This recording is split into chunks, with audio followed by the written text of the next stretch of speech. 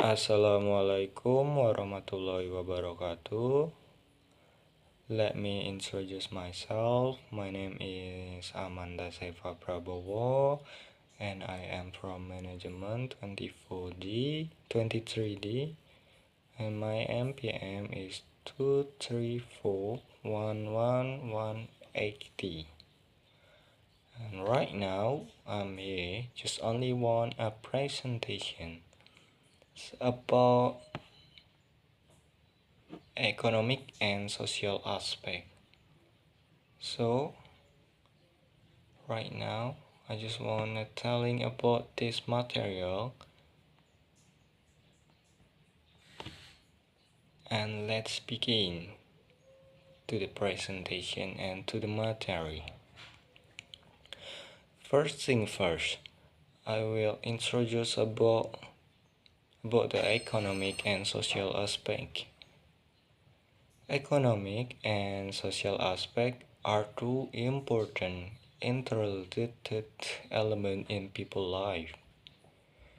The economic aspect deals with the production, distribution, and consumption of resources, while the social aspect covers human interaction, value, norms, and quality of life. Both influence each other and determine the well-being of a society. It's like that. And right now we will go to economic aspect. The economic aspect is have four elements. It's like number one is production and distribution of good or service, economic growth, poverty and inequality, globalization and international trade. So we will begin in the first thing first is production and distribution of goods or service. What is this? This is economic focuses on how goods and service are the product and distribution to society. The example is like what? It's like manufacturing industry, agriculture, and financial service. Number two is economic growth. What is economic growth? The economic growth is measured by increase in gross domestic product or GDP. The example is like what? Like a steady growth create jobs and increase people income. Number two is like that. So number three is poverty and inequality. Although the economic is growing, poverty and income inequality remain a challenge. So is that make a challenge for a tree like a growing poverty and income. The example like the gap between the incomes of the rich and the poor is widening. Rich and the poor in Indonesia have a lot of people rich and have a lot of people poor. Sorry about that. So next, number four is globalization and international trade. What is this? This is a globalization opens up economic opportunities through international trade, but it also create intense competition. The competition is maybe for the people, for global. The example is like export, import of goods between countries. Origin is a countries, it's not people. So the people must be have a business export import, maybe like that. Alright, we next in social aspect. The social aspect is have a four element. Number one is social and cultural interaction. Number two is healthy and education. Number three is social resilience. Number four is social change. Alright. Number one, social and cultural interaction.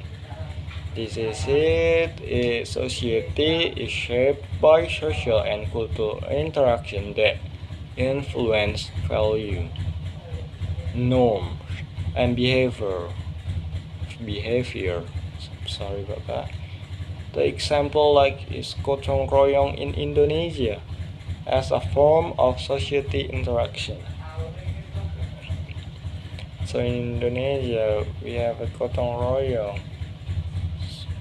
Sometimes in conflict the citizen. In every week we will gotong royong for cleaning the river, maybe cleaning the complex at the home. For what? For the healthy for citizen, and we will stronger the society. We can know each other about about another citizen, maybe like that. Number two is healthy and education. Health and education are important indicator of quality of life. Access to good health and education service increase economic productivity. This is maybe like posyandu in Indonesia. Maybe you just say maybe posyandu for the kids, for the mom. Maybe clinic, is it? It's a hospital? Maybe. Next is social resilience. Social resilience refers to a community ability to cope with a challenge such as natural disaster or economic crisis. The example is like social assistance program during the COVID-19 pandemic. Sorry about that. Sorry. So I program during. Number four is social change. Social change occurs due to technology development, globalization, or shifting value. The example is like the impact of social media on people communication patterns. Alright. Economic and social relationship. Economic and social aspect influence each other, so the two is connected. The economic and social is influence each other. They are connected. So the economic growth can improve quality of life. But if it's not inclusive, it can widen social inequality. The example, hear me. Infrastructure development economic can improve access to education or social. So the infrastructure development is from economic and can improve access to education. The education is from social. So the conclusion from this material is economic and social aspects are two sides of a coin that cannot be separated. A balance between the two is necessary to create a progressive and sustainable society. By understanding this relationship, we can design more effectively policies to improve people quality of life. So maybe just only that what I can say in this presentation. If I have any wrong word or anything I do is wrong, I'm sorry about that. Thank you for watching me. See you in the next presentation. Pieces.